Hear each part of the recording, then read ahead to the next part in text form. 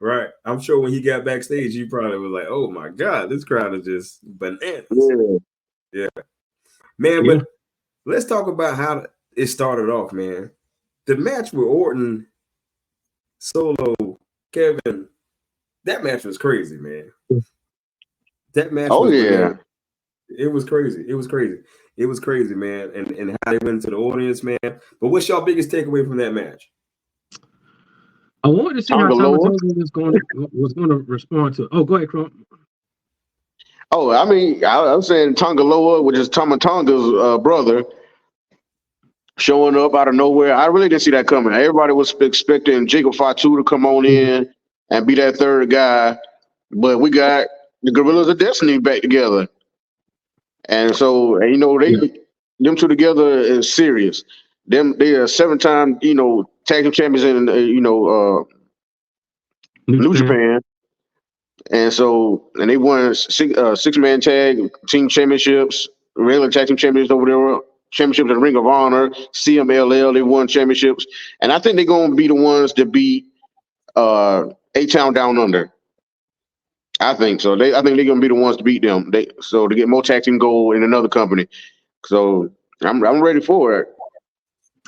You know, um, so the takeaway from that match for me, yes, Tonga Low. I wanted to see how Tonga did as well because he's used to like quote unquote violent matches, but I think he sold well. I like the fact that they got into it before like the bell rung, and Nick Aldis was like, you know what, just beat the heck out of each other. Right. No disqualification, and Yeah, to me that frees up a performer like Kevin Owens because he likes to brawl. You might not look at him and say that, but Kevin Owens, he really lives up to that moniker. Fight, keep fighting. Fight, Owens, fight. He really lives up to that. You can tell it in the emotion. You can tell it when he's in the ring especially when it's like a long time rival, if you're feuding against like a Sami Zayn or AJ Styles, or even the Usos, like he kept fighting. And for me personally, that intensity, and then having somebody as easy going as Randy Orton, who was a smooth performer, a full professional wrestler in a street fight environment, how they took it out to the audience and brought it back, the storytelling of that, they gave them their spots. I like the storytelling of that effect, and I think that it made everybody look strong. I feel like everybody kind of rose together. It was never like one-sided to me. Right. You know what I'm yeah, saying? From what I saw personally, I feel like it was like even this shot right here. You know what I'm saying? Like Kevin got the best of Tama, but Solo's like right there, boom, get off of him, and then you might see yeah, Randy come later and then drop. To me, that's what a good street fight is. It's not one sided.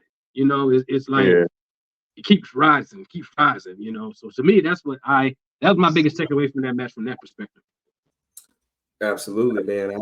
I think the crowd interaction, of course, how they went out into the audience, and it was just an old school brawl, and which I think was perfect for them. Especially given the dynamics of how they done whoop Kevin Owens week after week, man. And then Boy, you got the dog on more than a whoop though. you got them savages in the ring. I think this couldn't have been a regular match, man. It couldn't have been a regular match. But man, then you got the guy that shows up, man, that I was like, who is this dude? But I knew he Yeah, was a bloodline member. I knew he was part of the Yeah, bloodline. I'm like, what?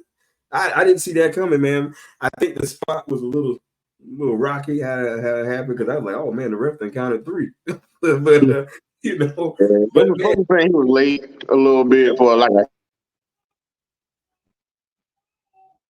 yeah. I think that that spot was a little rocky, but he did what he had to do, and I think pulling him out, smashing Kevin Owens, smashing Randy Orton. Man, Randy Orton probably still in France. Man, after being smashed like that with them steel steps, that guy. I'm interested to see what's really going to take place because now it's getting interesting. Because now I'm like, man, who else is out there that's going to come and join up with Solo? And like, so Solo is really calling the shots now. It has to be. oh yeah. well, I want to talk about another component of that match. Boom, right here. It's my segue. Paul Heyman. Here's a guy who ran ECW. The most extreme, I don't care today, the most extreme wrestling I ever seen. If you go back and watch those matches. You go, man. Listen, you wouldn't no point walking in these. Yeah, and you got him having compassion.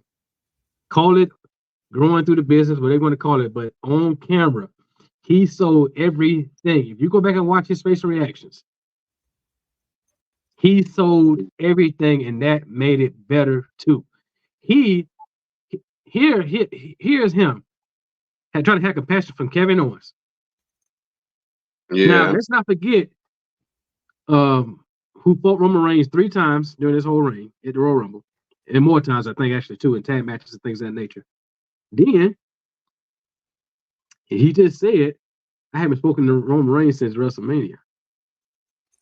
Now you get ahead of yourself because we're getting there. We're gonna get to that. We're gonna get to that. Yeah, I know. I just wanted. But what I'm saying, what I'm setting up right now is that. So where's his mind at? So everything's off guard with him now. Right. So everything he's selling is like, oh man, like what? Wait a minute, I didn't know you were coming. Wait a minute, you smashed him in the. It's like Missy Hyatt back in the day, right? You would when JR used to call Missy, if Missy Hyatt hit you with a shoe, JR was selling as if it was a tractor trailer running you over. You know, his face was like I don't know what to do. You know, and that makes that storytelling, like, because eventually it's gonna lead to something. But anyway, I don't want to get ahead, like I said, but that's gonna lead to something. Yeah, and with Tanga Loa, this is not his first time in WWE. No, he was actually here as Camacho, working with a guy named Hunico, who was later Sin Cara, but he used to come out there on the bike with Hunico. So it's not his first time being here, but I'm glad he's back. I mean, he made his name in New Japan with Tama Tonga, and they both here. They both here. I'm glad they both here to Rec Shop. Like I said, that was a big surprise. I didn't see him coming. I was looking for Jacob Fatu for real. They about the Rec Shop. If this is any premonition about what these two guys could do together, I always saw what one can do by himself. So yeah, I'm excited, man. I'm excited. And they was trained by the Dudley Boys. Mm-hmm. Really? Yeah. They were. I think took them to the Dudley Boys school. So they trained by them. They usually move to the 3D. Yeah. In New Japan and everything. That's what's up, man. Yeah. That's what's up. Now, who dad? They got the same dad. What's his name? Aku. Yeah. Oh, man, that dude was tough too. Good day. Man. You want him on your side if you're in the airport. Let's leave it. Yeah. I heard Jericho say something about that one time. Yeah, man. But that match, man, I think that might have been the match of the night. Yeah, match of the night. Yes, but I have a different selection for moment of the night. But definitely match of